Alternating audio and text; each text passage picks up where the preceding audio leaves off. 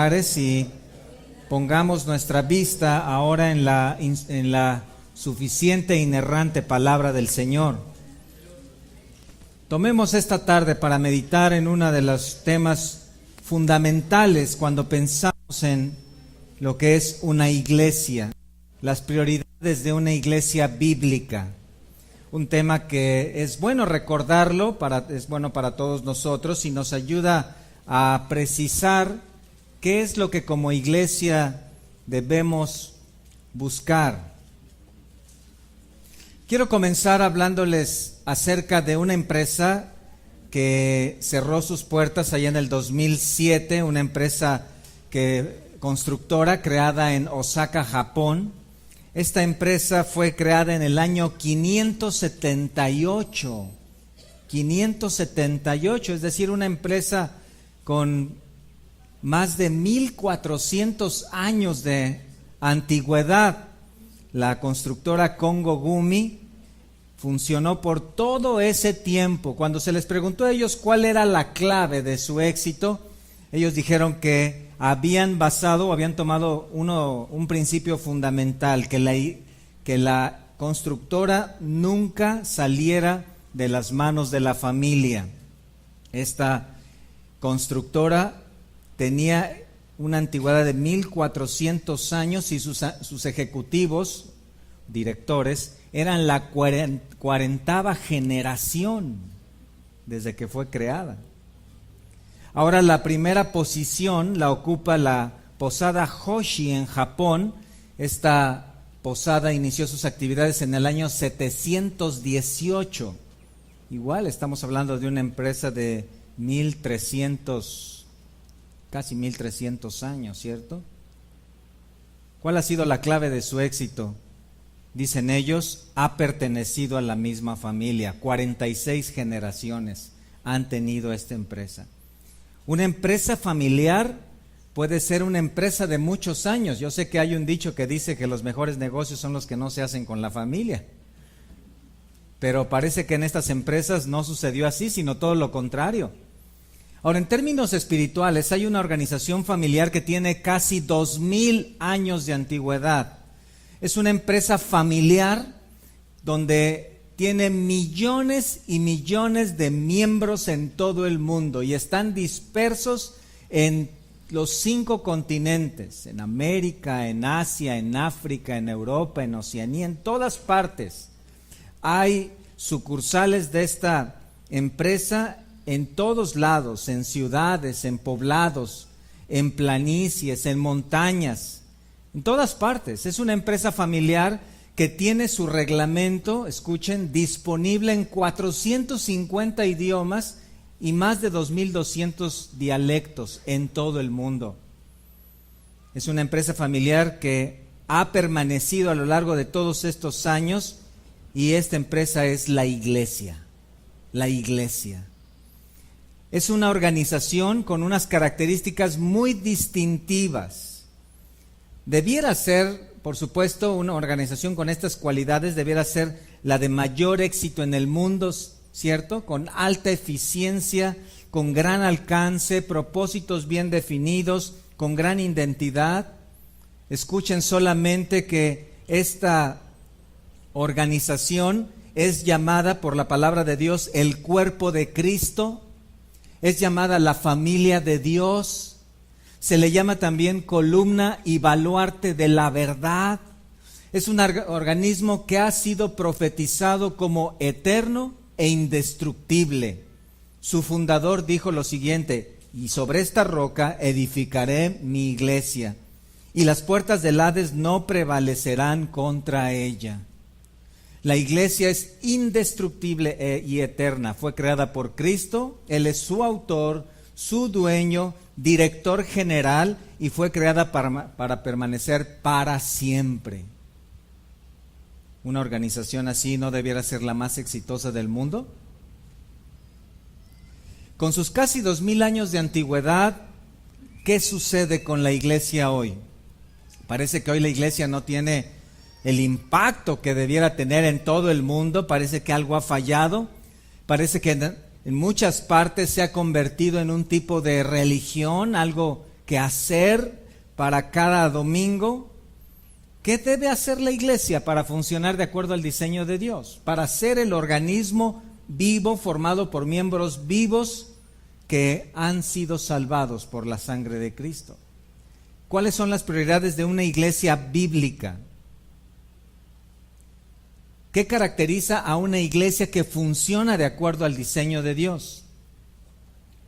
Para comenzar, debemos ver que la iglesia está conformada por hombres y mujeres que, al ser convictos de pecado, mediante la obra del Espíritu Santo, se han arrepentido, han sido salvados, regenerados, sellados, justificados, santificados y adoptados como hijos de Dios e integrados a la familia de Dios. La iglesia visible, profesante, no es lo mismo que la iglesia invisible, genuina. La verdadera iglesia se conforma de personas que poseen el Espíritu Santo, o en otras palabras, o mejor dicho, el Espíritu Santo les posee. El problema es que hoy muchas iglesias están inventando métodos que tratan de, o que intentan salvar a los hombres, hacer una oración, pasar al frente, llenar una tarjeta, cumplir con ciertos requisitos denominacionales, pero la Biblia dice que solamente la obra del Espíritu Santo es la que salva. Es el único que convence de pecado, justicia y juicio, ¿cierto? Es el único que sella a la persona y le da autenticidad como cristiano. Incluso Juan 6, 38 al 44 nos dice que ninguna persona es capaz de venir a Cristo si el Padre que le envió no le trajere. Esto hace de la iglesia cristiana en todo el mundo una iglesia débil, una iglesia que ha perdido el rumbo en su mayoría, no totalmente, una iglesia que ha perdido el objetivo bíblico por el cual fue creada y ha sustituido estos objetivos bíblicos por actividades, por costumbre, por una simple obra de fe, como bautizarse, hacer una oración, profesarse cristiano.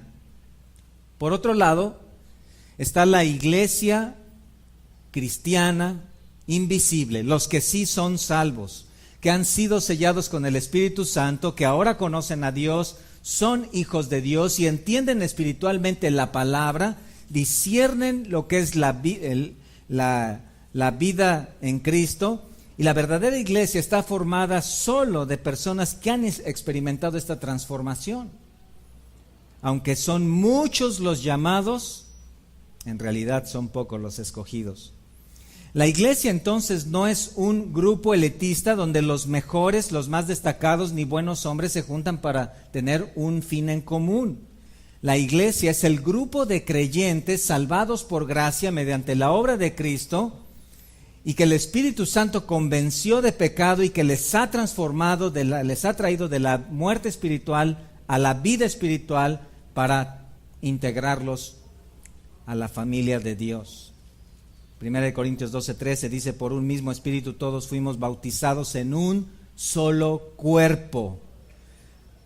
¿Cuál es entonces el propósito de la iglesia? ¿Qué debe hacer una iglesia bíblica? ¿Qué aspectos deben distinguir a una iglesia que puede decirse de sana doctrina? En otras palabras, ¿qué clase de iglesia debes buscar? ¿Qué estás buscando en una iglesia o qué debes buscar en una iglesia? Bueno, déjame darte cuatro objetivos prioritarios, 4 pilares o elementos que una iglesia bíblica debe tener. También podremos llamarle 4 ministerios fundamentales. Número 1, la iglesia ha sido diseñada y creada para predicar un evangelio bíblico. Romanos 1:16, en sus Biblias, Romanos 1:16, el apóstol Pablo es enfático y claro al hablar del evangelio cuando dice: porque no me avergüenzo del evangelio, porque es poder de Dios para salvación a todo aquel que cree. Esto nos deja ver 2 verdades muy claras. En primer lugar, el evangelio es el poder de Dios para transformar las vidas de las personas. Y en segundo lugar, el evangelio tiene como propósito salvar a las personas que creen. Cuando el Señor Jesús habló de la salvación allá en Juan 5:24, dijo que se basaba en escuchar su palabra y creer a Dios. Y el Señor dijo que la salvación consiste en no ser condenado. La Biblia nos revela con toda claridad y en muchas partes una condenación eterna para todo aquel que no crea el Evangelio. El Evangelio se basa entonces en predicar su palabra. Allá en Juan 6:44, lo mencionamos hace un rato, dice: ninguno puede venir a mí si el Padre que me envió no le trajere, y yo le resucitaré en el día postrero. El Evangelio entonces encuentra su objetivo en la insuficiencia humana, es decir, en la incapacidad del hombre para salvarse a sí mismo, y entonces Dios en su misericordia ha dispensado el Evangelio de salvación. En Efesios 1:13 dice que habiendo escuchado el Evangelio, la palabra de verdad, el Evangelio de vuestra salvación, y habiendo creído en él, fuisteis sellados. Y esto es sinónimo de salvación. Entonces, solo Dios puede dar vida espiritual y solo el Evangelio puede resucitar a una persona muerta espiritualmente.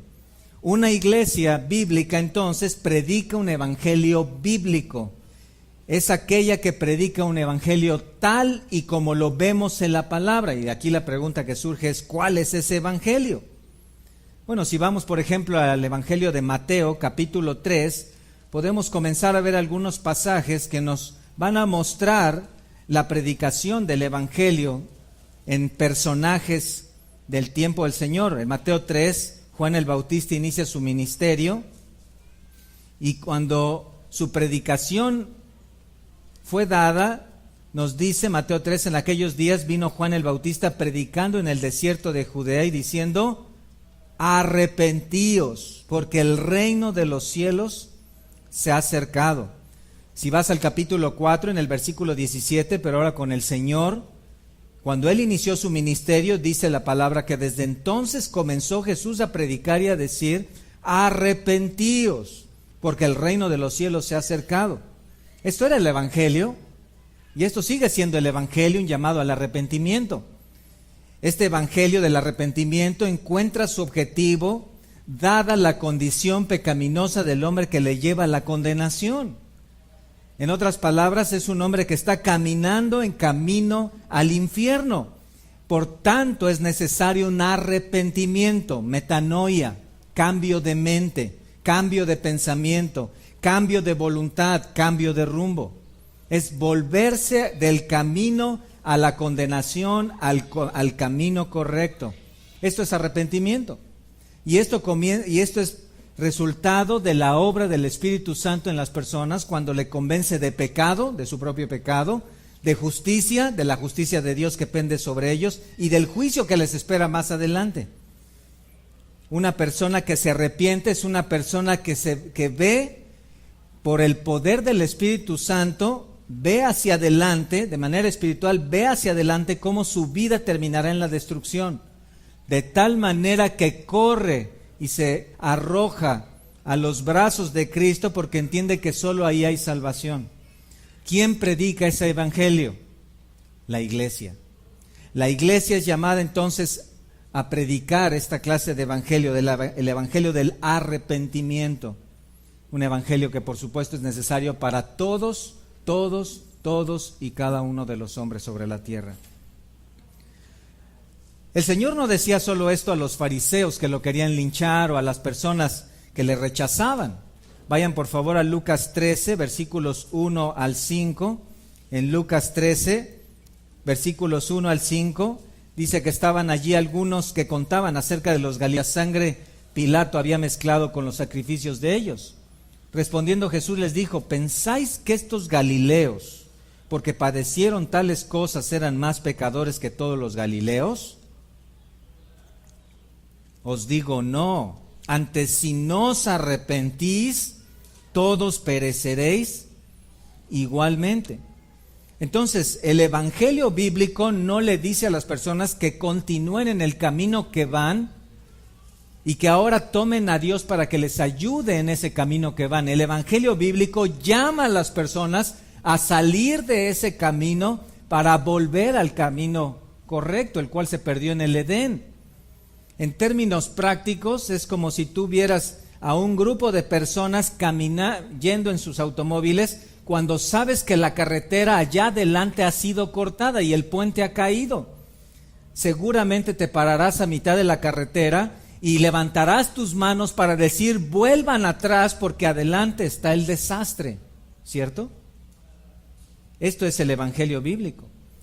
Los discípulos habían escuchado un evangelio bíblico y cuando el Señor oró por ellos en Juan 17:20, Él dijo: mas no ruego solamente por estos, sino también por los que han de creer en mí por la palabra de ellos. Noten dos cosas importantes. En primer lugar, los discípulos habían escuchado las palabras de Cristo. Y en segundo lugar, los que creerían en Cristo sería por la palabra de los apóstoles, que los apóstoles escucharon de Cristo. Esto hace del evangelio una verdad transmisible.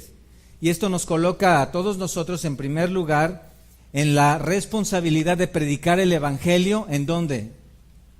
En casa. En casa. El primer lugar donde transmitimos el evangelio bíblico es en casa, con nuestros hijos. Y en segundo lugar, para los hijos de tus hijos, y luego toda la demás gente. ¿Cuál fue el evangelio bíblico que el Señor mandó predicar a sus discípulos? Vayan a Lucas 24, por favor. Lucas 24, versículo 46 y 47. Porque es importante que como iglesia tomemos una perspectiva clara de cuál es el evangelio. Lucas 24, 46 y 47, y les dijo: así está escrito, y así fue necesario que el Cristo padeciese y resucitase de los muertos al tercer día, y que se predicase en su nombre el arrepentimiento y el perdón de pecados en todas las naciones, comenzando desde Jerusalén. Entonces, el llamado para una persona a volverse del camino de la condenación es a volver al camino correcto por la gracia de Dios y la obra de Cristo. Y esto se le llama perdón de pecados. Reconocimiento de pecado, confesión de pecado y como resultado perdón de pecados. Primera de Juan 1:9. Entonces, una iglesia con un evangelio bíblico predica el arrepentimiento. Un evangelio bíblico hablado a tus familiares, amigos, vecinos, debe considerar el arrepentimiento. En otras palabras, tú no puedes decir a una persona que está en condenación: sigue como vas. Debe haber un llamado claro, específico, a volverse a Dios. Y si entendemos que cada persona está en un peligro espiritual de ir a una muerte eterna, todos nosotros debemos llamarles a un cambio. Entonces, la iglesia, en este punto, y como paréntesis, la iglesia no está para prometer prosperidad, éxito, comodidad, ni hacer promesas de ninguna clase en esta tierra, pues si consideramos lo que Cristo nos dijo es que sobre esta tierra solamente tendremos una cosa: aflicción, ¿cierto? En palabras del mismo Señor. Y que esta aflicción, esta vida sobre la tierra, enfocada en las cosas terrenales, ¿dónde terminaría? En la aflicción eterna, en la condenación. Una iglesia entonces que predica un evangelio bíblico es una iglesia que ve la necesidad de arrebatar las almas de las puertas del infierno y predica este evangelio tal como el Señor lo hizo para que las personas vengan a salvación, no a una mejor vida sobre la tierra. ¿Cuál es el problema hoy que tenemos como iglesia cristiana? Que gran parte de la iglesia cristiana está predicando un evangelio centrado en el hombre. El cristianismo hoy se ha convertido en un producto comercial que se vende al mejor postor, el cual ofrece mediante la ofrenda. Lamentablemente, gran parte de la iglesia ha sido guiada como en un tipo de carnaval cristiano, buscando satisfacer sus propios deseos. La iglesia hoy se ha convertido en un lugar donde la gente del mundo puede supuestamente encontrar la satisfacción de sus deseos carnales. Créanme que la iglesia no surgió así, no fue creada para eso. Si hay un lugar donde las personas debemos olvidarnos de lo material y tal vez de todo lo mundano y poner mayormente nuestra vista en Dios, y somos guiados a que nuestro corazón sea forjado en las verdades de la palabra, es este lugar, la iglesia. Entendemos que Dios no habita en templos hechos por manos de hombres, lo entendemos. Pero si hay un lugar sobre la tierra que se debe parecer más al cielo, es este, la iglesia. Si hay un lugar en la tierra donde los creyentes deben ser capacitados, instruidos y llevados a un mayor nivel de gloria en santidad, es este, la iglesia. La iglesia es el lugar donde cada uno de nosotros somos edificados mediante los dones del Espíritu Santo dados a los creyentes, y donde el evangelio debe ser predicado. El problema es que gran parte de la iglesia hoy no considera lo mismo. ¿Cuál es el problema? Bueno, hay muchos factores. Uno de ellos, se dice que en América Latina hay un pastor entrenado por cada 450,000 creyentes.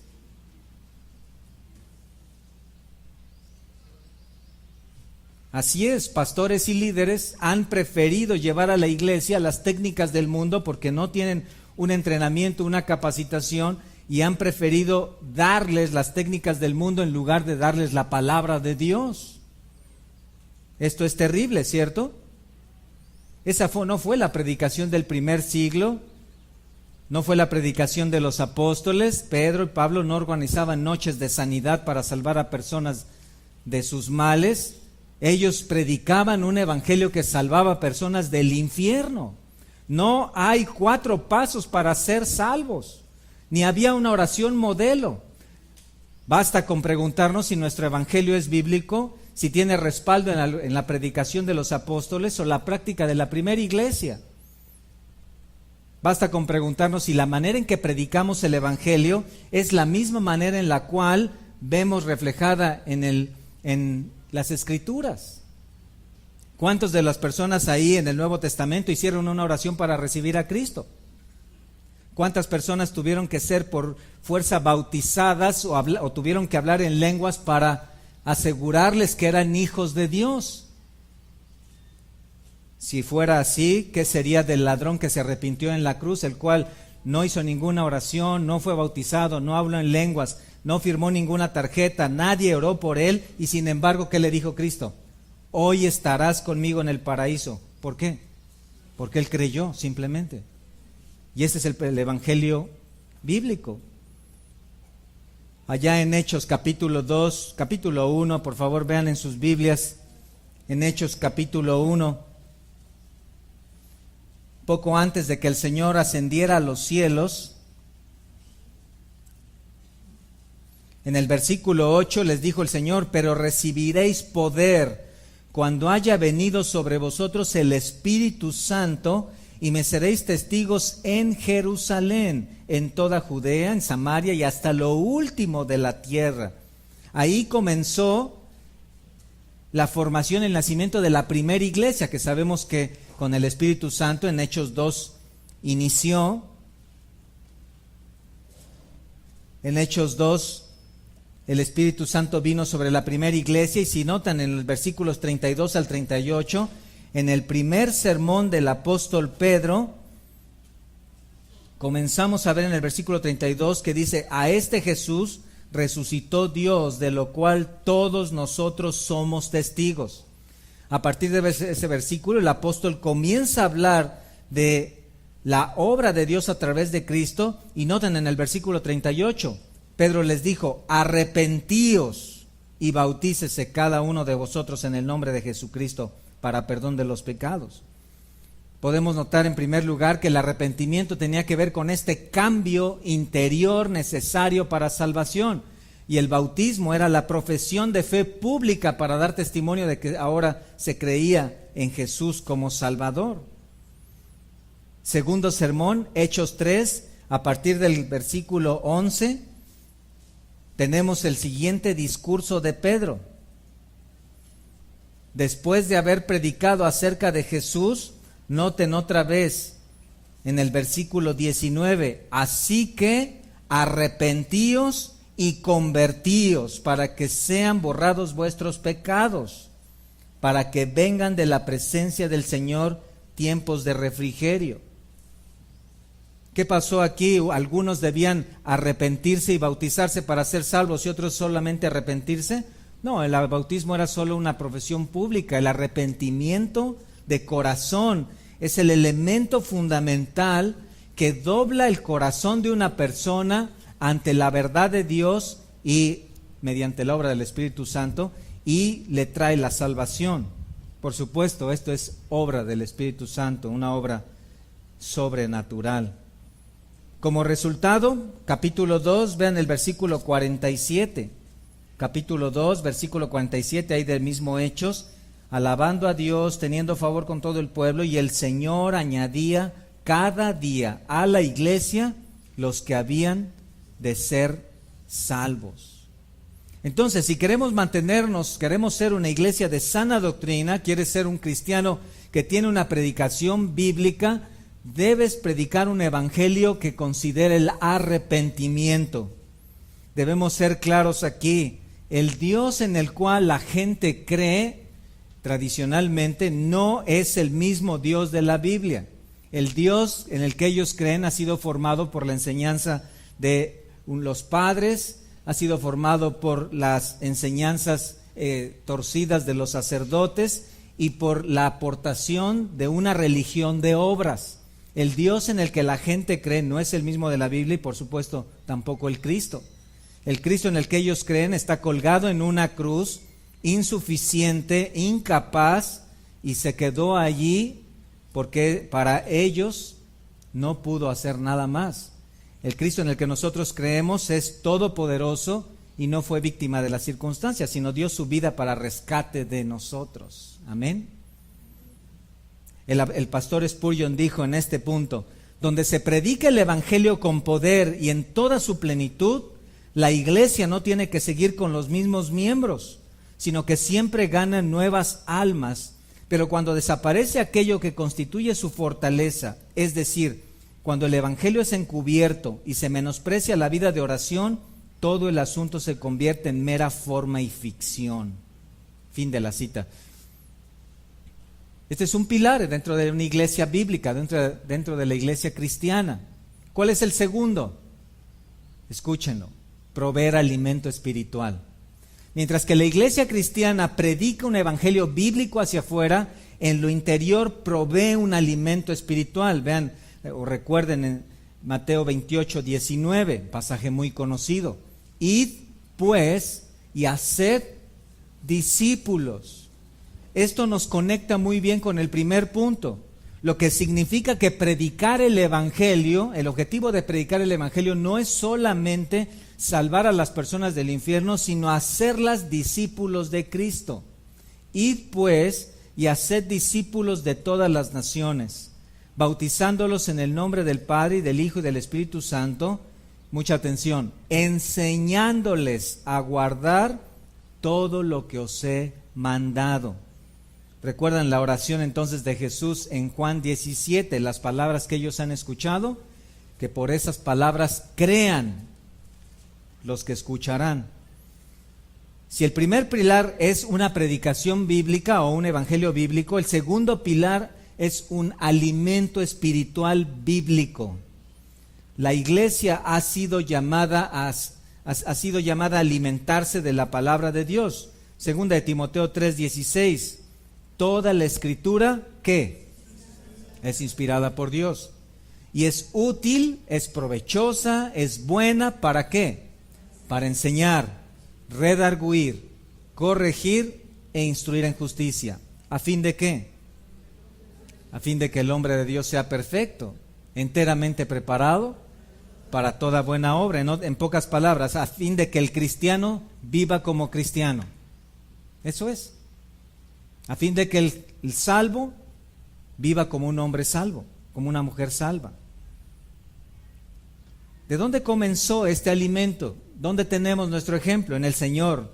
Vean por favor en Marcos 6:34, un pasaje, Marcos 6:34, un pasaje que me impacta en lo personal porque el Señor muestra un corazón enorme en compasión para las multitudes. Marcos 6:34. Y salió Jesús y vio una gran multitud y tuvo compasión de ellos, porque eran como ovejas que no tenían pastor.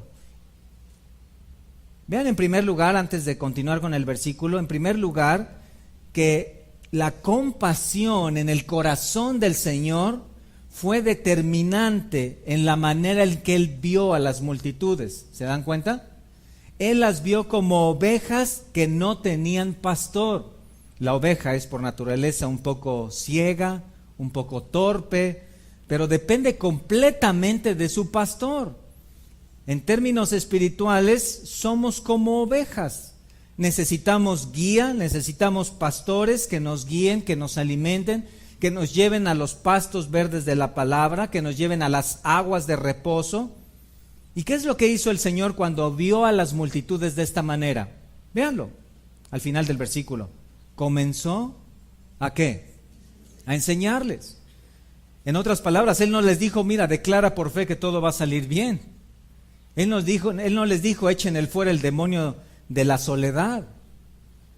Él tomó las escrituras que Él las tenía en su corazón y comenzó a darlas a la multitud. Comenzó a enseñarles muchas cosas. Esto es determinante porque aquí nos muestra el Señor la función particular de un pastor dentro de la iglesia. Al Señor no le llamaron predicador, no le llamaron regularmente servidor, pero sí le llamaron comúnmente maestro. ¿Por qué? Porque enseñaba, porque alimentaba a las ovejas. Esto nos muestra, como decía, la función primordial de un pastor. ¿Qué es lo que hace un pastor en la iglesia? Bueno, tal vez está en ciertos servicios, canta, predica el evangelio, hace servicio, pone las sillas, tantas cosas. Tenemos uno así aquí. Pero particularmente predica, enseña, alimenta a las ovejas. ¿Por qué? Porque las ovejas necesitan alimento espiritual. Esto lo podemos ver también en Juan 17. Véanlo allá. En Juan 17 tenemos el ejemplo del Señor y vean lo que dijo Él. Voy a ver algunos versículos. Cuando el Señor estaba a punto de ir a la cruz, su oración en Juan 17 nos revela lo siguiente, versículo 14. Noten esta frase. Yo les he dado, ¿qué? Tu palabra. Ahora, ¿de dónde vinieron esas palabras? ¿Las inventó Él? ¿Las sacó de algún diccionario? Vean el versículo 8. Las palabras que me diste, les he dado. Desde el versículo 6, han guardado tu palabra. Entonces el Señor no les dejó el Atalaya, el libro del Mormón, el Corán, las ideas humanas, principios morales. No dejó algunos buenos consejos de Pablo Coelho. No, Él dejó su palabra. Un pastor predica la palabra, enseña la palabra, alimenta con la palabra. Y la iglesia bíblica es una iglesia donde se predica la palabra. Algunas iglesias, yo sé que en algunas iglesias los congregantes están interesados en saber un poco de la vida del pastor. ¿Cómo será su vida? ¿Qué hará entre semana? ¿Qué comerá? ¿A dónde irá? ¿Qué tipo de películas verá? ¿O qué series le gustan? Pero en realidad, y en estos términos, el principal interés de la iglesia debe estar ¿en dónde? En conocer la vida de Cristo. En saber qué le gusta a Él, qué le desagrada, cuál es su plan, cuál es su propósito. Entonces, no somos llamados a dar una opinión personal de nuestras vidas, de lo que Dios piensa. Somos un tipo de meseros. El Señor ha preparado el alimento espiritual en su palabra y nosotros simplemente lo tomamos de allá de la cocina y lo ponemos en las mesas de ustedes. Servimos al Señor de esta manera, y una iglesia bíblica es una iglesia que tiene una enseñanza bíblica. Es una enseñanza que surge del fundamento bíblico que es la palabra de Dios, ¿cierto? Vean allá por favor en Hechos 20, veamos si los apóstoles hicieron esto, si siguieron el ejemplo del Señor. Hechos 20, el apóstol Pablo en su tercer viaje misionero pasó por la región de Mileto, allá en Éfeso, mandó llamar a los ancianos, mandó llamar a los ancianos de Éfeso, y vean, en el versículo 17 dice: enviando pues desde Mileto a Éfeso, hizo llamar a los ancianos de la iglesia, y cuando vinieron a él les dijo: vosotros sabéis cómo me he comportado entre vosotros todo el tiempo, desde el primer día que entré en Asia. Ellos conocían a Pablo. Vean ahora el versículo 26. Por tanto, yo os protesto en el día de hoy que estoy limpio de la sangre de todos, porque no he rehuido anunciaros, ¿qué? Todo el consejo de Dios. ¿Se dan cuenta?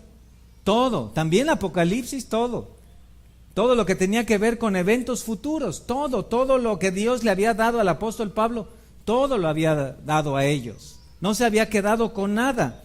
Vean ahora en el versículo 29, porque yo sé que después de mi partida entrarán en medio de vosotros lobos rapaces que no perdonarán al rebaño, y de vosotros mismos se levantarán hombres que hablen cosas perversas para arrastrar tras sí a los discípulos. Pablo está diciendo: el peligro acecha, los lobos vienen, yo me voy a ir, ya no nos vamos a ver, les he dado todo lo que Dios me dijo, ¿y ahora qué hacemos? Vean en el versículo 32, ahora hermanos, os encomiendo a Dios, ¿y a qué? Y a la palabra de su gracia, que tiene poder para sobreedificaros y daros herencia con todos los santificados. Entonces, una enseñanza bíblica significa una enseñanza que desprende en la palabra, una iglesia que estudia la palabra, memoriza la palabra, medita en la palabra, para obedecer la palabra, para practicar la palabra. ¿Cuál es el problema que tenemos hoy? Que muchos de los líderes y pastores no están muy convencidos de esto. Tristemente, no están muy convencidos. Allá hace unos 15 años se formó una de las organizaciones cristianas más grande en toda América Latina. Esta organización cristiana, fundada por este hombre llamado César Castellanos, se le puso Misión Carismática Internacional. Simplemente en Colombia tiene 30,000 células, solo que cada célula tiene 12 personas. ¿Por qué? Porque según él recibió de parte de Dios la revelación de que la célula no podía ser mayor a 12. Por eso es que su organización se le ha llamado coloquialmente el G12. César Castellanos dice en su libro, que se llama, por cierto, Sueña y ganarás el mundo. Así se llama, Sueña y ganarás el mundo. ¿Quién quiere ganar el mundo? Dice que siendo inconverso tuvo un encuentro con Dios, y que en ese encuentro con Dios vio una mano abierta que penetró su cabeza y empezó a descender hasta la planta de los pies, y a medida que lo hacía, dice él, la carga de mi pecado desaparecía. Según él, su conversión o el perdón de sus pecados fue resultado de esta experiencia espiritual. Bueno, esto no es lo que dice la palabra. La palabra dice que el perdón de nuestros pecados está basado en la sangre de Cristo, en la fe en la obra de Cristo en la cruz. Bueno, César Castellanos dice en su libro: está comprobado que espíritus demoníacos controlan las vidas impidiéndoles desarrollarse como cristianos auténticos, y que cuando un creyente no da el fruto que Dios espera, es síntoma de que alguna fuerza adversa está operando en su interior. ¿Notan lo que dijeron? Cuando algún creyente no da el fruto que Dios espera, es síntoma de que alguna fuerza adversa está operando en su interior. La palabra nos dice lo contrario. Romanos 8 nos dice que el Espíritu Santo mora en el creyente y es posesión de él. Juan dijo que al creyente el maligno no le toca. Sabemos de los dardos de fuego del enemigo, pero la palabra nos asegura que el que es creyente no puede ser de ninguna manera controlado y poseído por Satanás.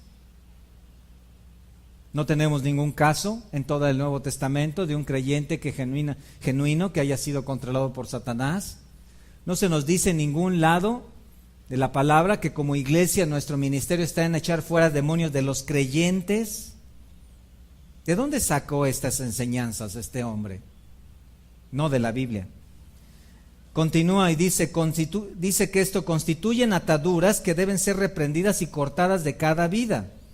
Y para que la gente hable en lenguas, hay que romper maldiciones que existen en ellos y echar fuera toda posesión demoníaca en el nombre de Jesús.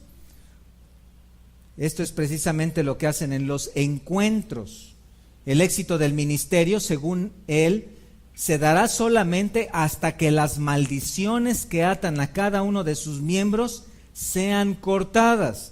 Probablemente tú ya estás pensando en Éxodo 20, cuando Dios habló de esta tercera y cuarta generación. Sin embargo, en Éxodo 20, si llegas a ir rápidamente, podemos ver en Éxodo 20 que cuando habla de estas maldiciones, supuestas maldiciones generacionales, dice en el versículo 5, no te inclinarás a ellas, esto es dentro del Decálogo, ni las honrarás, porque yo soy Jehová tu Dios, fuerte, celoso, ponga mucha atención, que visito la maldad de los padres sobre los hijos hasta la tercera y cuarta generación de los que me aborrecen. Esta es una declaración de maldición de parte de Dios para traer consecuencias en los hijos hasta la tercera y cuarta generación debido al pecado de los padres de gente que aborrece a Dios. ¿Lo notas? No de cristianos. El cristiano no aborrece a Dios. Nosotros le amamos a Él. ¿Por qué? Porque Él nos amó primero. Esto no aplica para un cristiano. Lo que Dios está prometiendo en Éxodo 20 es que Él tratará de una manera dura con aquellas personas que lo rechacen, que lo aborrezcan, y traerá consecuencias en sus familias. Entonces, una enseñanza bíblica debe desprender de la palabra. Lamentablemente, gran parte de la iglesia cristiana no está haciendo esto. Resultado de este movimiento de César Castellanos son las iglesias carismáticas pentecosteses en todo Centroamérica, y cientos o tal vez hasta miles de iglesias que desprenden de hombres como Cash Luna, Guillermo Maldonado. ¿Les suena? La mayoría de las iglesias, tal vez la mayoría de las iglesias en América Latina, están adheridas a este movimiento. ¿Qué está sucediendo con la iglesia entonces? Por el contrario, el Señor dijo, Juan 8:31, si vosotros permaneciereis en mi palabra, seréis verdaderamente mis discípulos. Entonces, todo el que se llame cristiano debe tener esta prioridad. Escucha, escuchar, leer, meditar, memorizar, aprender y buscar obedecer la palabra de Cristo todos los días. Esa es nuestra prioridad, ¿cierto? Esa es nuestra prioridad. Y una iglesia bíblica es la que contribuye a que tú, como oveja del Señor, crezcas en este propósito, en aprender las palabras de Cristo. Un discípulo es un alumno, un aprendiz, alguien que adquiere conocimiento o la destreza bajo la dirección de alguien más experto. Entonces, en estos términos, todos nosotros debemos ser discípulos de Cristo. Seguimos los pasos de Cristo, 1 de Pedro 2:21. He aquí la gran comisión para todos nosotros, hacer discípulos. ¿De quién? No de un pastor, no de una denominación, de Cristo, ¿cierto? De Cristo. Todo cristiano está llamado a ser un discípulo y todo cristiano está llamado a ser discípulos. Entonces, no hay cristianos de casa, aislados. No hay cristianos fuera, no debiera haber cristianos fuera de la iglesia. Ese no es el patrón bíblico. Un cristiano está en una iglesia porque está siendo discipulado, está escuchando de la palabra de Dios, y esto lo toma y lo lleva a casa para vivir la vida cristiana y también enseñar a los suyos. Este es el llamado para ti y para mí. La pregunta aquí para cada uno es: ¿qué estamos haciendo cada día para manifestar una vida de discípulos de Cristo? El ser discípulo de Cristo no se resume a un par de horas los domingos. Hermanos, el ser discípulo de Cristo encuentra su razón en una vida consagrada a las palabras de Cristo. ¿Cuándo? Siempre, todo el tiempo. El pastor Spurgeon, hablando en el siglo XIX acerca de esto, escuchen lo que dijo: hay apatía por todas partes. A pocos les preocupa saber si lo que se predica es verdad o mentira. Un sermón es un sermón, sin importar su tema, pero eso sí, entre más corto sea, mejor. Ya en el siglo XIX sucedía esto.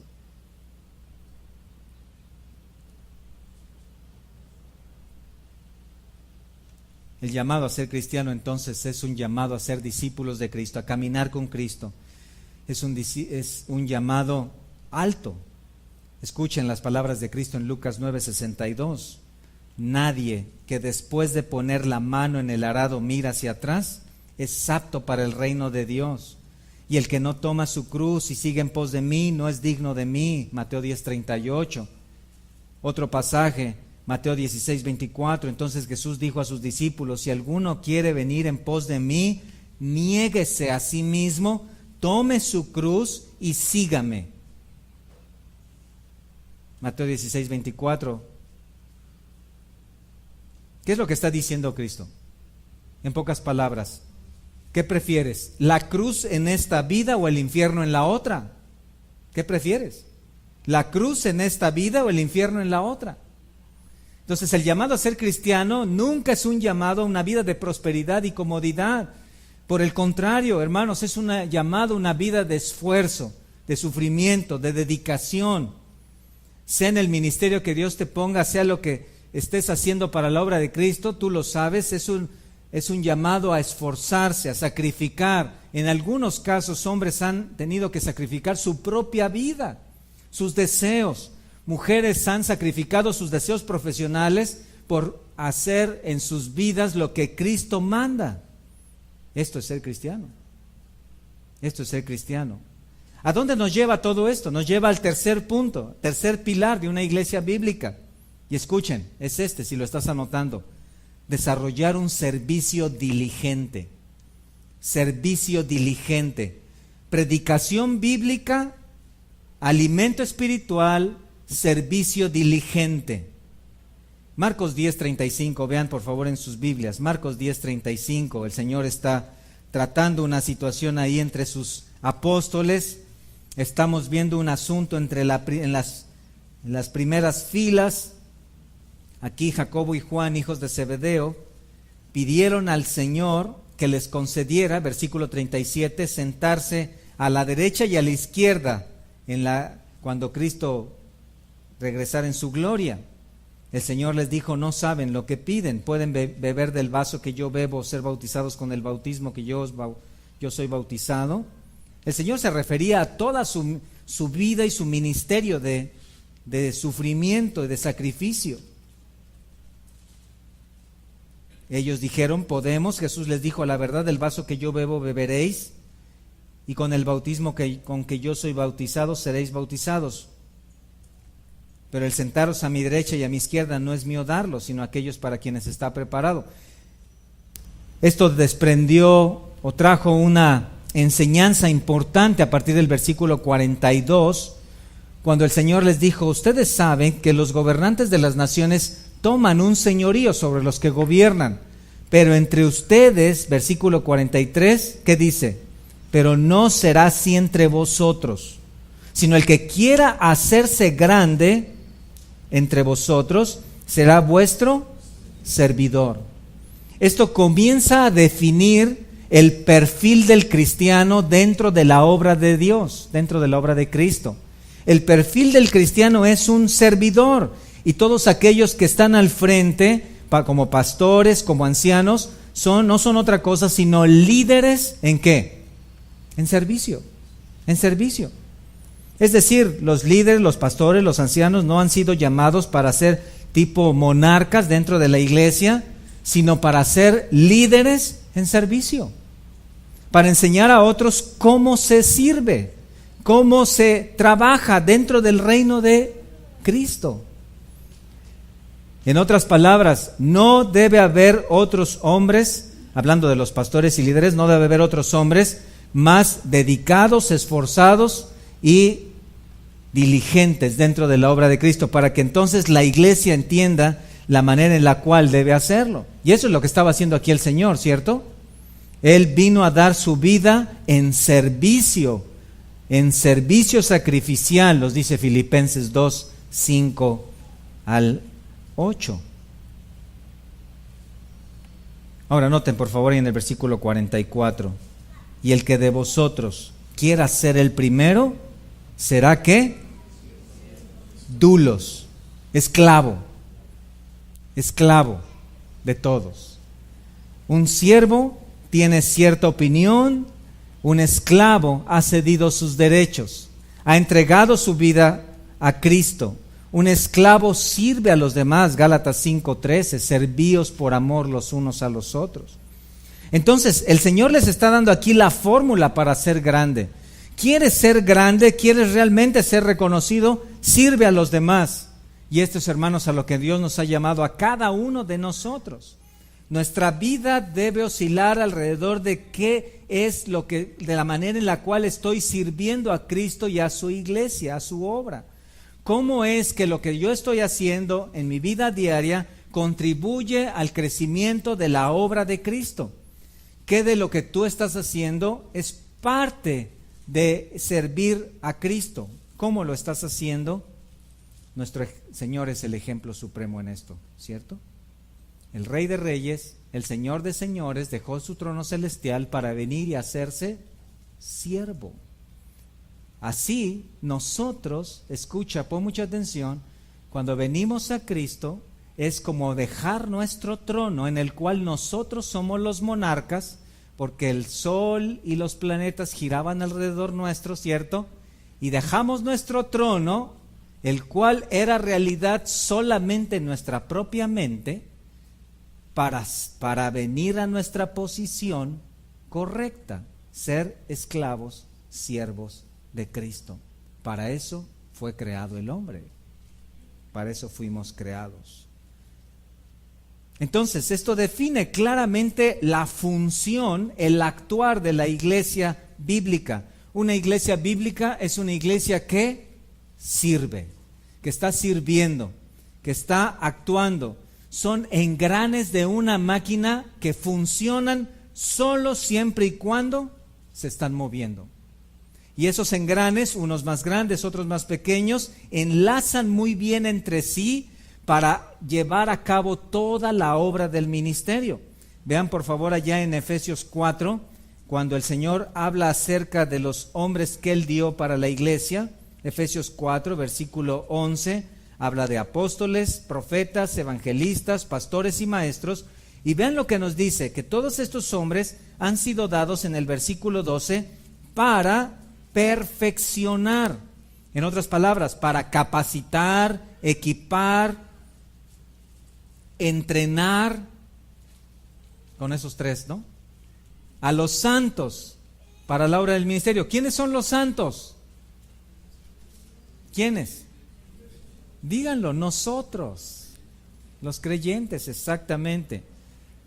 ¿Por qué santos? Tal vez no me siento muy santo. Bueno, eres un santo en el sentido de que has sido apartado por Dios para escuchar y creer el evangelio. Y dice que perfeccionar a los santos, ¿para qué? Para la obra del ministerio. ¿Quién hace entonces la obra del ministerio? Nosotros, todos los santos, ¿se dan cuenta? La iglesia entonces no es un grupo de expertos al frente haciendo todas las cosas. No, la iglesia es un conjunto de miembros salvados por gracia y capacitados por el Espíritu mediante dones espirituales para funcionar en los ministerios que Dios les ha llamado a servir. ¿En qué ministerio estás sirviendo? ¿Cómo? ¿En ninguno? ¿Eres cristiano? Porque un cristiano ha sido llamado a servir. ¿Qué estás haciendo para la obra de Cristo? que no se halle entre nosotros alguno que como aquel hombre, Nabucodonosor, diga, ¿no es esto todo lo que he creado para mi propia gloria y para mi majestad? Hermanos, que no se haya entre nosotros alguno que diciéndose cristiano, todos sus esfuerzos, dedicaciones y trabajo estén enfocados en construir su propio imperio y no el de Cristo. Porque entonces no estará en el reino milenial, en el reino de Cristo, dado que nunca ha estado trabajando en él. Cada uno hemos sido capacitados para servir a otros de cierta manera. Todos los cristianos, genuinos cristianos, es lamentable que en estos tiempos tengamos que decir eso, cristiano genuino, tienen dones. Y Dios quiere usar esos dones en tu vida para servicio, edificación de los demás. Primera de Pedro 4:10, cada uno según el don que ha recibido, escuchen, ministrelo a los otros. ¿Se dan cuenta? ¿Qué don tienes? ¿Cómo lo estás usando? El mundo no enseña a ser siervo de otros, yo lo sé. El mundo enseña a ser gente VIP. El mundo enseña a ser gente de autoridad, de poder, gente que se siente en zonas exclusivas, Club Premier, socio distinguido, miembro dorado, ¿cierto? Primera clase, clase ejecutiva, tarjeta Premier, etcétera, etcétera, etcétera. El mundo no enseña a servir, el mundo enseña a ser servido. Algunas veces esa idea entra a la iglesia, pero debemos saber esto: cada uno debemos buscar ser siervos de Cristo, siervos de los demás. Filipenses 2:4, no miren cada uno por lo suyo propio, sino también por lo de los otros. 24 horas diarias, 7 días a la semana. ¿Qué hicimos esta semana por la obra de Cristo? ¿Qué hiciste esta semana por la obra de Cristo? Piénsalo. ¿Cómo el reino de Cristo avanzó esta semana por la gracia de Dios a través tuyo? ¿Cómo?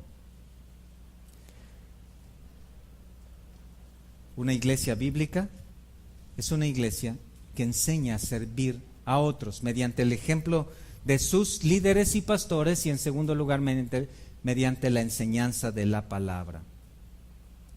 Siempre hay cosas que hacer en la iglesia, siempre hay ministerios vacíos, hermanos, siempre hay necesidades, siempre hay gente que predicar el evangelio, siempre hay gente que consolar, que visitar, que alentar, que amonestar, siempre, siempre, siempre. Tristemente hay hermanos que teniendo dones y habilidades, producto del orgullo y la falta de amor a Dios y a los demás, no quieren servir a otros. Tal vez, probablemente falta de salvación. Y esto daña severamente a la iglesia. ¿Qué hacemos entonces?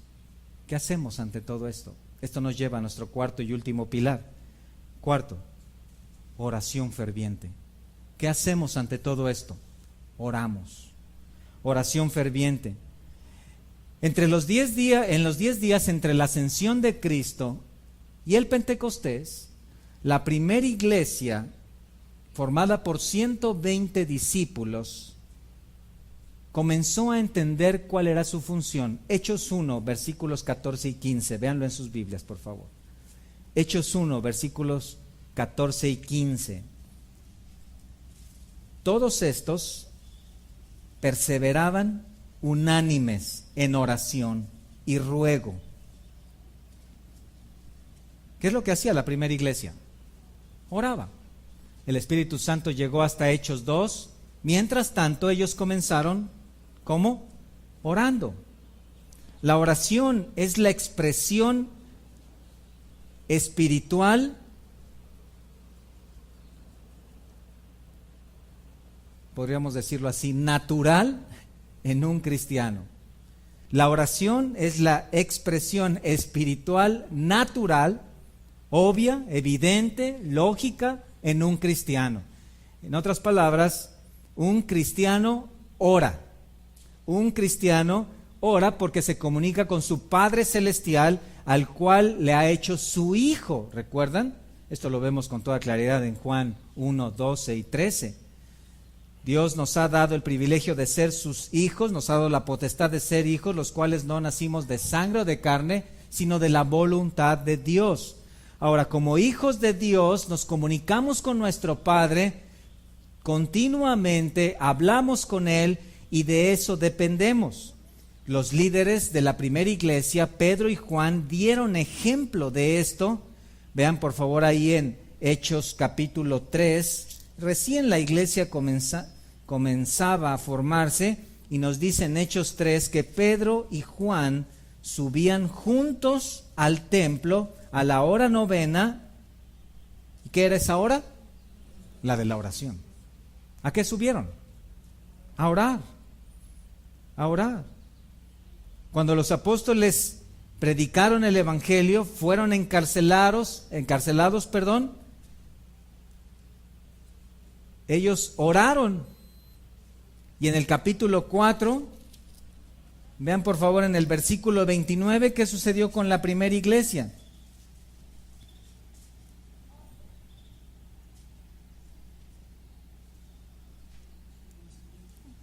Versículo 31 dice, cuando hubieron, ¿qué? Orado. La primera iglesia entonces comenzó en oración, a los apóstoles comenzaron en oración. La oración es fundamental en la iglesia. El Señor dijo en sus enseñanzas, orad por los que os persiguen, Mateo 5:44. Orad de esta manera, cuando habló del Padre Nuestro, allá en Mateo 6. Velad y orad para que no entréis en tentación, allá en Mateo capítulo 26, versículos 42 en adelante. El Señor tenía un ejemplo de oración. Él oró toda la noche para escoger a los apóstoles. Estuvo en oración 40 días y 40 noches en el desierto. Fue a